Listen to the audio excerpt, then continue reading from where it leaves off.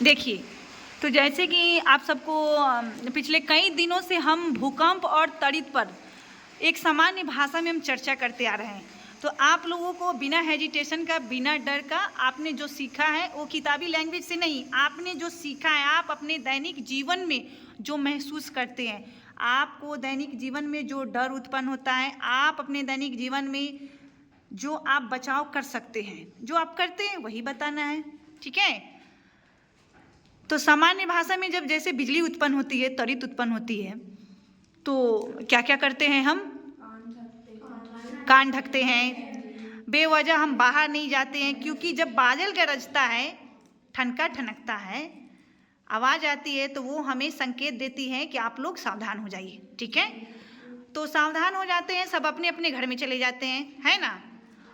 तो जब तक वो गरज समाप्त ना हो जाए, आखिरी गरज, तो उसके बाद तक आप लोगों को क्या करना है? बाहर नहीं आना है। तो ये हो गया, हम अपने घर पे रहेंगे तो हम अपनी ऐसे सेफ्टी कर सकते हैं।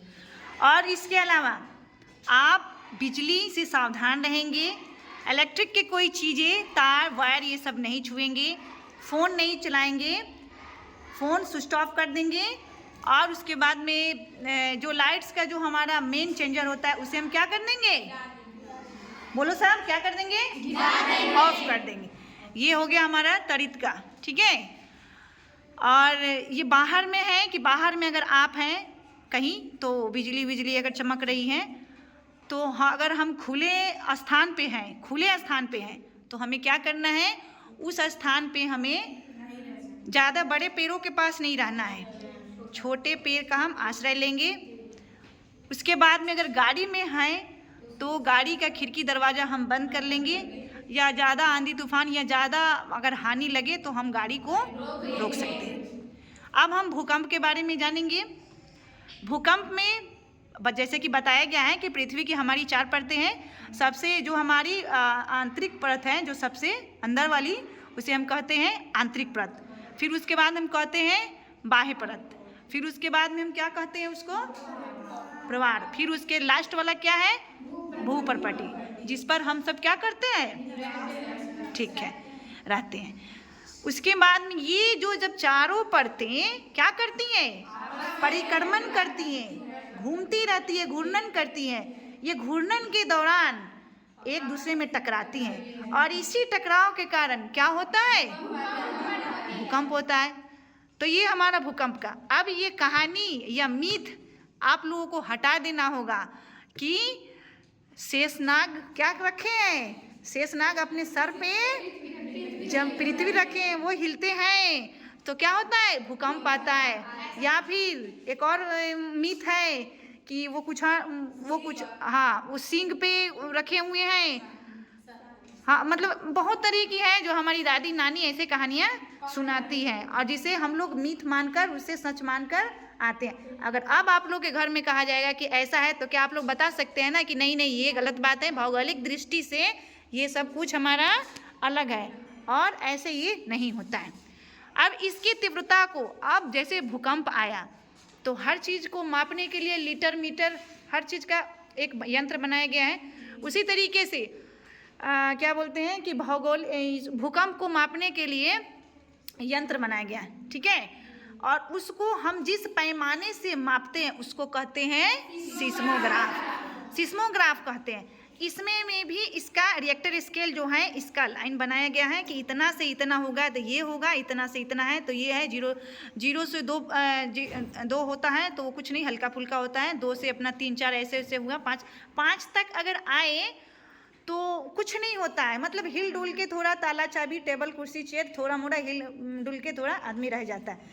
लेकिन अगर 5 के बाद आता है तो क्षति होती है, मकान गिरते हैं, बहुत चीज़ें नष्ट हो जाती है। 5 से ऊपर और आया, 6 7 से ऊपर आया तो बहुत कुछ विनाश भी हो सकता है। 7 के बाद में तो बहुत कुछ विनाश हो जाता है।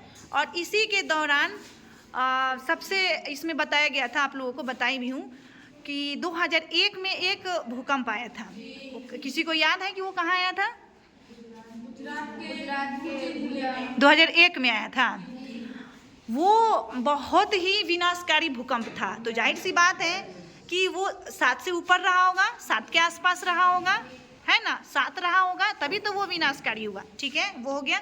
उसके बाद में 2005 में भी एक भूकंप आया था, हाँ, जम्मू कश्मीर में, वो भी बहुत ये आया था और विनाशकारी था। और इसी दौरान में कुछ बच्चे बड़े छोटे रहे होंगे, तो ये 2012-13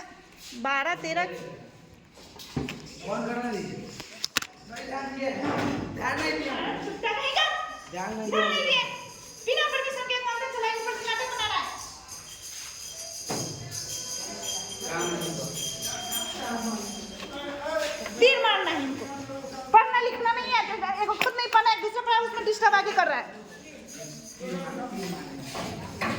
बंद करो, बंद करो। लुप लुप आके इसी में कर रहा है। हाँ, क्या किस टॉपिक पे थे हम? हाँ, तो 2005 के दौरान का जो भूकंप था वो भी काफ़ी विनाशकारी था।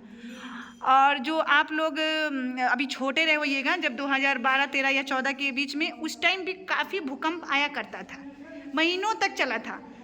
तो वो भी न ज़्यादा विनाशकारी था न ज़्यादा लो था, लेकिन था जिससे लोगों का जीवन दुश्वार हो गया था। तो ये सब हमारे भूकंप। अब आप लोग इस भूकंप से हम कैसे बच सकते हैं? हाँ, भूकंप से हम कैसे बच सकते हैं? तो एक कॉन्सेप्ट है जिसमें दिया गया है कि झुको, ढको और पकड़ो। जिसमें अगर आप किसी कमरे में हैं, अगर बेड पे अगर आप सोए हुए हैं तो भूकंप आएगा तो आप भागिएगा, भागना नहीं है। उसी बेड पे सोए हैं तो आप तकिया से अपने सर को कवर कर लीजिए। किसी अगर रूम में है तो क्या कीजिएगा आप, ये रूम का 4 कोना होता है ना, किसी कोने में जाकर बैठ जाइए और अपने झुक के सर को ढक लीजिए। अगर आपके पास टेबल उबल है तो उसके नीचे आप क्या कर लीजिए, झुक जाइए और अपने सर को अच्छे से कवर कर लीजिए। ये हमारा हो गया। और भूकंप को देख के हमें भागदौड़ नहीं करना चाहिए। ठीक है, त्वरित जो होती है वो आने से पहले संकेत देता है कि भाई हम आ रहे हैं, देता है ना, ढम ढम ढम ढम ढन ढन की आवाज़ आता है, तो त्वरित संकेत देता है कि हाँ भाई हम आ रहे हैं, आप लोग सावधान हो जाइए। तो त्वरित का जो सावधानियां है वो आप सबको बता ही दिया गया। लेकिन भूकंप क्या आपको अलर्ट करता है कि हम आ रहे हैं? भूकंप जो है वो यूं ही बिन बुलाए मेहमान आ जाते हैं और आते हैं कुछ सेकंड के लिए और पूरा विनाश करके आपकी जान, माल, दौलत, जानवर, सब की क्षति करके चले जाते हैं। तो इसमें से किसी को किसी टॉपिक पे कोई दिक्कत है आप सब में? इस सब में से सब कुछ समझ गए ना आप सब? तो चलिए आज के टॉपिक को हम यहीं समाप्त करते हैं। आप सबका भी बहुत बहुत धन्यवाद कि आप सबने मेहनत करके लाया। चलिए, बहुत बहुत धन्यवाद।